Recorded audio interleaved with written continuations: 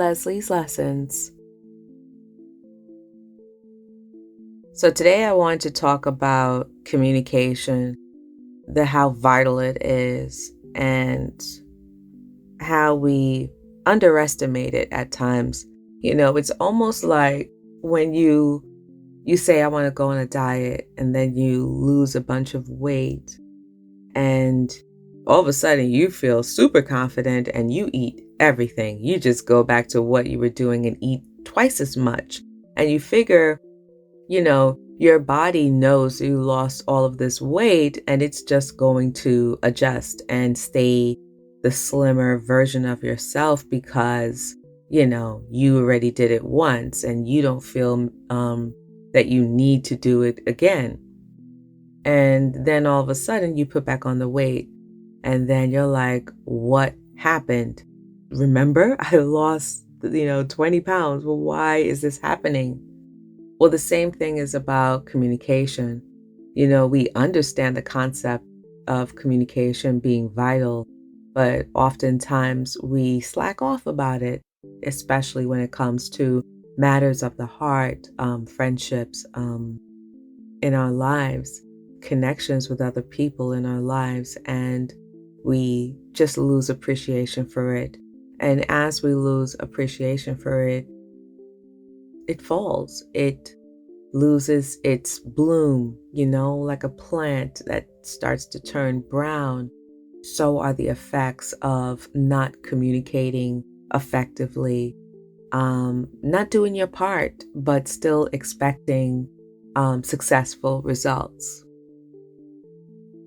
And I was inspired to talk about this because I feel like it's just something we, just as a group, take for granted at times, especially when it comes to relationships. And we just sometimes are dumbfounded why things end up the way they do.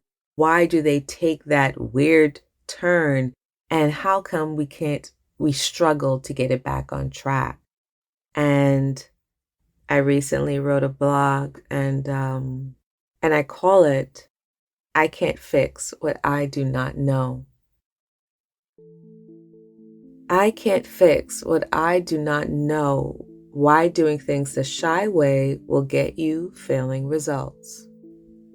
I can't fix what I do not know. Yet, somewhere along the way, we hope things work themselves out.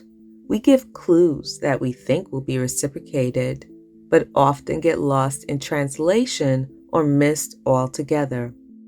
Some relationships in our lives have ended because we reacted without explaining ourselves, or we took drastic measures based on our thoughts or outdated beliefs and figured it was close enough to be factual.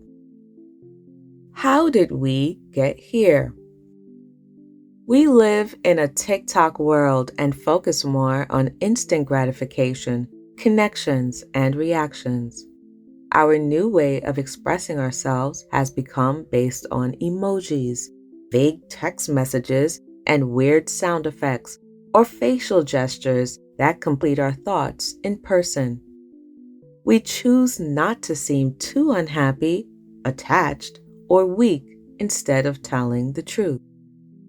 Talking from the heart usually comes up after the soul or ego has bruised. Welcome to our new reality. Yet, you expect me to know.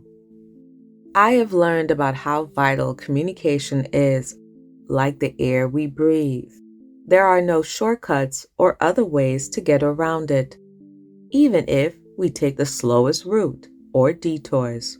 It's what gets us to forgive, bond, and love stronger. The one caveat is that we practice it. It's one thing to have intentions to keep the peace, but it doesn't negate what actions you take or lack thereof if you want a real breakthrough. It ruins our makeup, our day, or long-term plans, and it just sucks. We try to patch things up with temporary fixes and make new connections, but somehow it lingers and we just let it be. We try to get rid of the pain and see anything in the way as an inconvenience, and we neglect the message. How do I do better in communicating? It's like a sweet and sour sauce. You have two distinct flavors that share a palate equally. The same goes for communicating effectively. If you have a hard time listening, then become an active listener. Ask questions and respond based on what they said rather than what you want to say.